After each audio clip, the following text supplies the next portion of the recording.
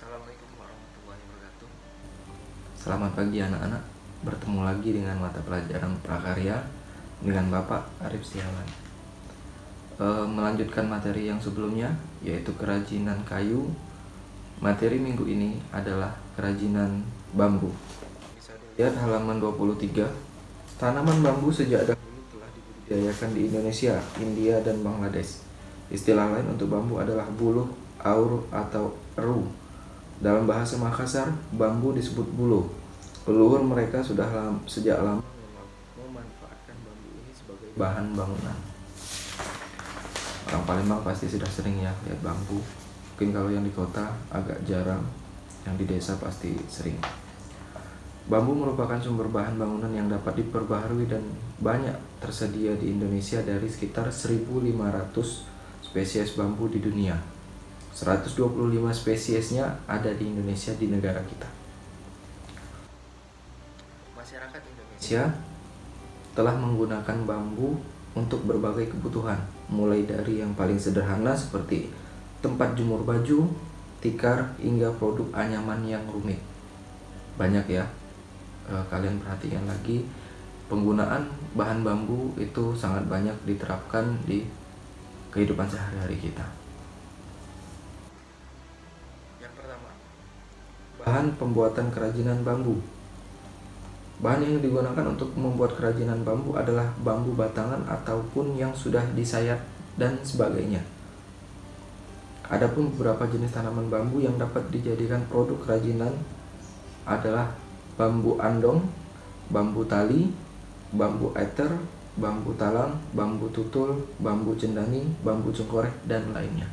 Untuk jenis-jenis bambu ini cari-cari di Google tambahannya karena ada sangat banyak. Di Indonesia saja ada 100. Kita lihat gambar di sini. Otomatis untuk pembuatannya ada bahan-bahan bambu utamanya ya. Pewarna pelitur, lem kayu, paku, ada juga tali untuk membuat gazebo ya. Masih banyak yang lainnya. Alat pembuatan kerajinan bambu itu tidak jauh-jauh dari namanya parang, palu, gergaji,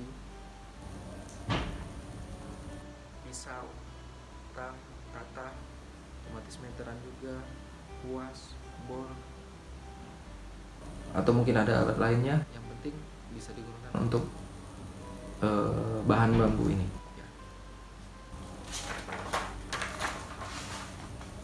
Produk dari kerajinan bambu. Poin ketiga, produk kerajinan dari bahan bambu sudah banyak dibuat orang sejak dahulu kala. Keberadaan sumber daya alamnya melimpah membuat kerajinan dari bahan bambu menduduki nilai jual yang relatif rendah. Kecuali produk-produk berkualitas tinggi seperti interior. Di bawah ini merupakan beberapa contoh dari kerajinan bambu.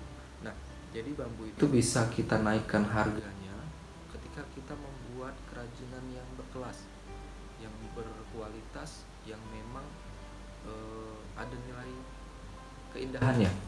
Kalau kita cuma membuat bambu itu sekedar cuma membuat serokan atau yang lain, atau mungkin untuk mengambil sampah itu ya, tempat sampah, itu nilai jualnya tidak dapat kita buat dia lebih tinggi atau menghasilkan lagi.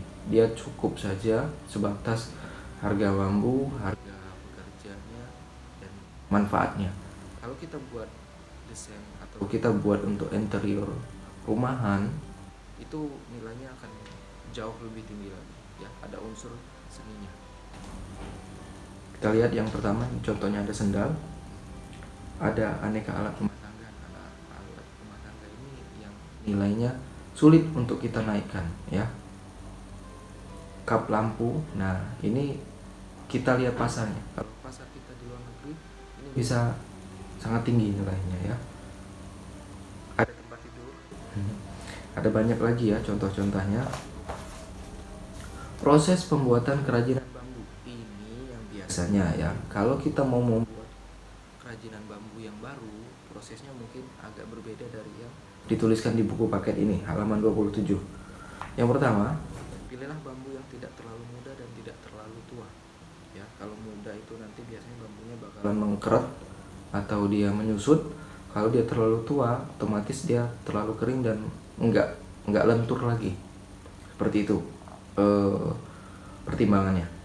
Setelah ditebang, lalu dipotong sepanjang 2 atau sampai 3 ruas.